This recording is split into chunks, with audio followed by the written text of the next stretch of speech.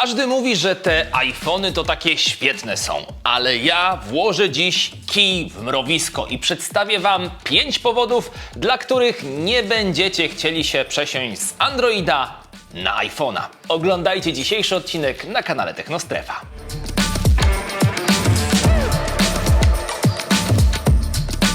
Zanim zaczniemy, musicie wiedzieć, że dzisiejszy odcinek powstał przy współpracy ze sklepem RTV Euro AGD, w którym możecie kupić takie słuchawki bezprzewodowe firmy Sony i to z fajnym kodem rabatowym, a które to słuchawki działają zarówno z iPhone'ami, jak i smartfonami z Androidem. Szczegóły w dalszej części filmu. Jak pewnie wiecie, aktualnie korzystam z telefonu z logo nadgryzionego jabłka na pleckach. Niemniej jednak cały czas mam okazję testować najróżniejsze modele z Androidem, czy to od Samsunga, czy to od Motorola, Xiaomi, Realme i innych popularnych marek, z których wielu z Was korzysta. Zresztą ja też w przeszłości z Androida korzystałem, no i też się zdarza, że właśnie podczas tych testów na co dzień z takich telefonów korzystam. Czy są zatem powody, dla których z wielką chęcią wróciłbym do Androida? Oczywiście, że tak i właśnie o tym dzisiaj Wam opowiem. Odwieczna wojna pomiędzy użytkownikami Androida i iOS-a trwa w najlepsze, a ja jestem w niej gdzieś po środku. Co prawda korzystam z iPhone'a, ale nieustannie wkurzam się na jego braki i nielogiczne rozwiązania. Android z kolei przez ostatnie kilka lat sporo się zmienił i oferuje nie tylko znacznie lepszą szatę wizualną niż choćby 3 lata temu, ale i szereg ułatwień, których na iPhone'ie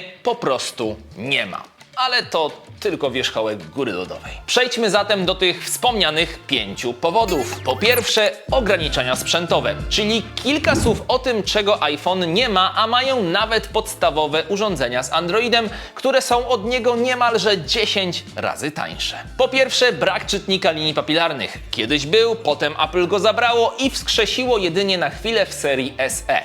Zamiast tego jedyną dostępną formą weryfikacji biometrycznej jest Face ID, które nie zawsze jest wygodne i chyba nawet użytkownicy iPhone'a, przynajmniej niektórzy, się ze mną zgodzą. Apple wymusiło na swoich klientach zmianę, nie pozostawiając im żadnego wyboru. Zresztą nie tylko w tej kwestii. Kupując nowego iPhone'a o czytniku linii papilarnych musicie po prostu zapomnieć. Tak samo jak i o wszystkich przewodach do ładowania i akcesoriach.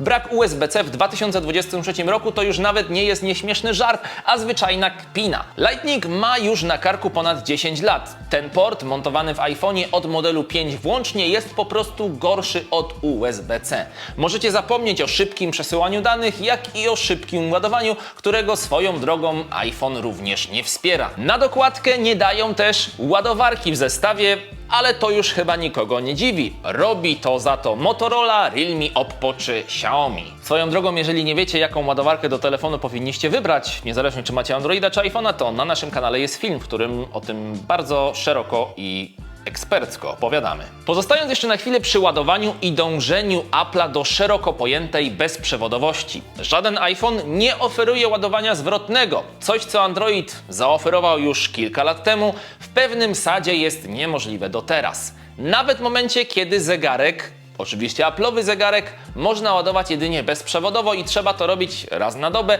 bo inaczej się wyłączy. Dla awaryjnej sytuacji fajnie byłoby, gdyby można było go naładować za pomocą iPhone'a, ale nie można. Za to z jakiegoś powodu słuchawki Apple'a można ładować ładowarką od zegarka. No tak, ja też nie wiem dlaczego, bo logiki w posunięciach tej firmy trudno się doszukiwać. W kwestii sprzętowej ostatnią rzeczą, która mnie niesamowicie frustruje, jest brak ekranu o wyższym odświeżaniu w modelach nie Pro. To po prostu nie powinno mieć miejsca w telefonie za ponad 5000 zł. Nawet Androidy za mniej niż 1000 mogą się tym pochwalić. Powód drugi, iOS. Teraz już z czystym sumieniem mogę przejść do tego, co zdaniem wielu osób jest ogromną zaletą iPhone'a. A moim zdaniem jest to wada, czyli systemu iOS. Jeśli mam być całkowicie szczery, to dla mnie ten system jest potężną beczką miodu z jeszcze większą łyżką dziegciu, którą Apple stopniowo tam dodaje. Android oddaje użytkownikom możliwość wyboru, w jaki sposób chcą obsługiwać swoje urządzenie. Tego u Apple'a się nie spodziewajcie. Chcecie klasyczne przyciski wirtualne przy dolnej krawędzi ekranu? Na Androidzie nie ma problemu. Wolicie gesty? Proszę bardzo, na Androidzie macie wybór. Apple za to myśli za swoich klientów i prowadzi ich za rączkę. Oferuje zestaw gestów, do których przy bliższym poznaniu może i da się przyzwyczaić, ale spec od ergonomii był chyba w budynku obok, kiedy je projektowali, bo po prostu one są nielogiczne. System iOS nie oferuje uniwersalnego gestu cofnięcia, jak to ma miejsce w Androidzie. Zamiast tego wracacie do poprzedniego ekranu tylko i wyłącznie poprzez przeciągnięcie od lewej do prawej krawędzi, chociaż nie do końca, bo czasami jak się coś innego pojawi na ekranie, no to na przykład wjechało coś od dołu, trzeba ściągnąć w dół i tak dalej, więc tak nie do końca Apple wie w swoim własnym systemie, co jest 5. Na dobitkę w niektórych miejscach w interfejsie, na przykład w ustawieniach, przycisk do cofnięcia lub zamknięcia jest w najbardziej oddalonym miejscu na ekranie, czyli w lewym górnym rogu. Przypomnę tylko, że zaledwie około od 8 do 15% ludności jest leworęczna. W tym najwyraźniej projektant tego cudownego systemu. Kilka słów o ustawieniach. Po pierwsze, każda nowo zainstalowana aplikacja pojawi się tam tylko bezsensownie wydłużając listę dostępnych opcji, a wystarczyłoby to po prostu wszystko zamknąć w folderze aplikacje, jak dzieje się to w Androidzie. Poza tym ciężko się tam czasami odnaleźć. Na przykład opcje dotyczące słuchawek AirPods rozsiane są w 3 zupełnie różnych miejscach. Nie wspominając o tym, że ściąganie belki powiadomień czy centrum sterowania odbywa się również od górnej krawędzi, co w przypadku iPhone'a 14 Pro Max prowadzi do, nie wiem, zwichnięcia palca czasami pewnie w niektórych przypadkach, bo to jest po prostu nieergonomiczne. Jednocześnie Apple ma taką manierę, by w ustawieniach wrzucać opcje swoich aplikacji. To znaczy nie w aplikacji są ustawienia dotyczące tej aplikacji, tylko w aplikacji ustawienia. No i tym sposobem, żeby zmienić niektóre opcje dotyczące zdjęć czy filmów, nie zrobicie tego w aplikacji aparatu, tylko właśnie w ustawieniach. Brak ergonomii to jedno, ale nachalne namawianie do własnych usług w sposób nie do końca legalny to już inny kaliber. W momencie konfiguracji nowego iPhone'a nigdzie nie jesteście pytani o to, czy chcecie, by wasze zdjęcia trafiały do chmury.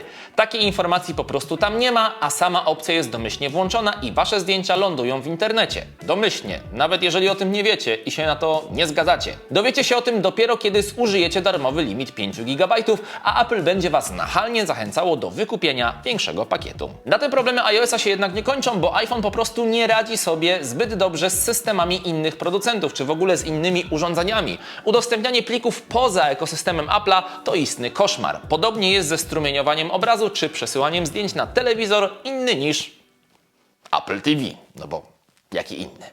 Po trzecie, App Store i aplikacje. Zapomnijcie o tym, że na iOS będziecie mogli instalować aplikacje spoza sklepu App Store. Jest to zarówno zaleta, jak i wada, ale ponownie jest to ograniczanie wyboru swoim własnym klientom. Z jednej strony Apple tłumaczy to dbaniem o bezpieczeństwo, ale z kolei na komputerach Mac nie ma takiego ograniczenia i można instalować aplikacje spoza App Store'a. Dlaczego nie można w takim razie tego robić na iPhone'ach? Nie wiem.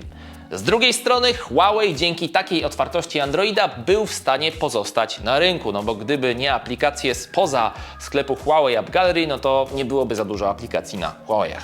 Chociaż teraz już się to zmieniło oczywiście. Swoją drogą, z jakiegoś powodu wiele aplikacji, które są na Androidzie w Google Play darmowe, w App Store na iPhone'ie są płatne. To jest naprawdę dziwne, ale tak jest. No i jeżeli myślicie, że jeśli jakąś aplikację kupiliście w sklepie Google Play, to będziecie ją mieli w App Store, również już zakupioną, no to cóż, muszę was wyprowadzić z błędu. Tak nie będzie, musicie zapłacić drugi raz. Jednocześnie wiele apek, jak choćby SwiftKey czy dowolna przeglądarka internetowa, to jedynie wydmuszki androidowych odpowiedników wyprane z większości funkcji. Dla jasności, wszystkie przeglądarki na iPhone'ie to w dużym uproszczeniu Safari z ładnym skinem. Silnik jest narzucany przez Apple'a. A no i żeby aplikację w ogóle zainstalować, to musicie potwierdzić, że chcecie ją zainstalować. I to za każdym razem. I tutaj pojawiają się schody, bo jeżeli na telefonie mieliście 20 aplikacji, to da się to przeboleć, ale jak przenosicie 200 programów z Androida, to już jest to naprawdę totalne utrapienie. Przy każdym z tych programów będziecie musieli potwierdzić chęć ich pobrania. I jeżeli wszystko działa tak jak powinno, to możecie robić to przy pomocy Face ID, ale i tak od czasu do czasu zostaniecie poproszeni o wpisanie hasła. Ale jeżeli będzie działać wszystko dobrze, a jeśli coś nie zadziała odpowiednio, a czasami się to zdarza, to prośba o hasło może pojawić się za każdym razem. Po czwarte, wielozadaniowość, a raczej jej brak. Chwilę temu wspominałem, że aplikacje są wydarte z wielu przydatnych funkcji. SwiftKey dla przykładu nie pozwala na dopasowanie haptyki czy czasu wywołania poszczególnych funkcji. Z kolei Janosik na iPhone'ie praktycznie nie ma sensu, o ile cały czas nie macie go włączonego na głównym ekranie, po prostu widocznej aplikacji. Wszystko dlatego, że iOS nie pozwala na działanie nakładek ekranowych. Co to oznacza? Pożegnajcie się z dymkami od Messengera, bo na iPhone'ie one nie istnieją. Podobnie jak dowolne inne okienka znane z Androida. O całych aplikacjach w okienku czy na podzielonym ekranie możecie w ogóle zapomnieć. Jedyne co można wyświetlać nad inną aplikacją to wideo, a i tak efekty tego bywają różne. Dlaczego? No bo iPhone'y po prostu nie umieją wielozadaniowość. System iOS jest skonstruowany w taki sposób, że działa dobrze tylko z jedną faktycznie widoczną aplikacją. Messenger plus wideo w okienku skutkuje szybkim nagrzewaniem się smartfona. Jednak ma to daleko idące konsekwencje. Przykładowo, wrzucając coś na Instagrama, musicie poczekać, aż transfer się zakończy. Jeżeli w trakcie przejdziecie do ekranu głównego lub do innej aplikacji, to Instagram może się zamrozić i storka albo zdjęcie po prostu się nie wrzucą. Ostatnim, piątym gwoździem do iPhone'owej trumny jest totalny brak możliwości personalizacji. W 2020 roku Apple szumnie i dumnie ogłosiło, że wprowadzają do iOS-a widgety. Interaktywne elementy ekranu głównego, które na Androidzie są znane już od ponad dekady, zostały dodane 3 lata temu, zaledwie 3 lata temu do iPhone'a i w sumie to tyle, jeśli chodzi o dostosowanie tego telefonu pod siebie. Wszystko inne wciąż jest niemożliwe. Wszystko inne znane z Androida oczywiście. iOS wymusza przyciąganie ikon aplikacji do siatki i tak zgadliście do lewego górnego rogu, czyli kompletnie wbrew logice ergonomii. Jeżeli lubicie mieć wszystko w zasięgu kciuka, to jedynym rozwiązaniem może być tutaj porzucona już seria małych iPhone'ów, czyli mini lub wyrzucenie iPhone'a do kosza i powrót do Androida. W App Store nie znajdziecie też alternatywnych launcherów znanych z Androida, zmieniających wygląd telefonu, no bo przecież Apple by się nie zgodziło na to, żeby ktoś miał inaczej wyglądającego iPhone'a. Jak to możliwe? Przecież wszystko ma być zunifikowane. W zasadzie jedyne co można dowolnie zmieniać to tapeta, której w sumie przez ikony i widgety nie za bardzo widać. No dobra, to teraz napiszcie w komentarzu, który z podanych przeze mnie powodów najbardziej Was zniechęca do korzystania z iPhone'a.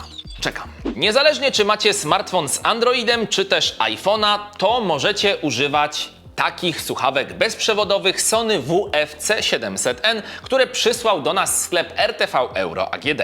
Są lekkie i oferują wysoką jakość dźwięku. Występują w 4 pastelowych kolorach, u mnie w kolorze zielonym i działają nawet do 20 godzin wraz z etui ładującym. Za pomocą dedykowanej aplikacji możecie sterować dostępnymi trybami aktywnej redukcji hałasu oraz transparentności, a także dopasować te słuchawki pod Wasze upodobania. A teraz najważniejsze. Na euro.com.pl i w sklepach stacjonarnych RTV Euro AGD możecie kupić te słuchawki Sony w bardzo dobrej cenie wraz z kodem rabatowym lub korzystając z linków pod tym filmem.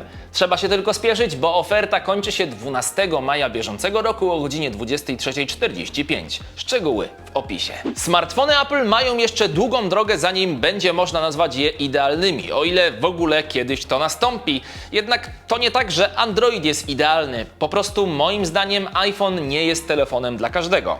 I tyle. Swoją drogą pamiętajcie, by zasubskrybować ten kanał, bo już niedługo pojawi się film, w którym odwrócimy tę sytuację i powiem Wam, co Android robi gorzej względem iPhone'a. Czy to możliwe? No to będziecie musieli obejrzeć ten odcinek, żeby się przekonać. Już niedługo. Tymczasem sprawdźcie inny nasz film tutaj. Mówił do Was Szakal. Trzymajcie się. Do zobaczenia, do usłyszenia. Pa, pa!